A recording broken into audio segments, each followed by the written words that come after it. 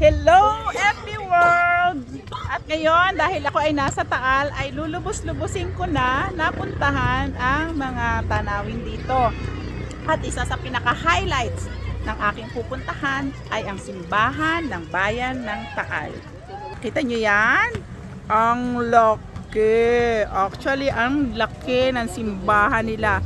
Ito po ay isa sa pinakalumang simbahan sa buong Pilipinas. Katulad din na sa amin, sa Gumaka, parang number 2, ano ba to? Number 1 ba to? Number 1 sa laki at sa tanda na simbahan ng Taal. Ano po? So, actually itong hagdanan dyan, yung hagdanan dyan, lagi ko yan nakikita. Ang dami nagpapakasal dyan. Sikat na kasikat siya. Sana wag naghihiwalay, ganun na.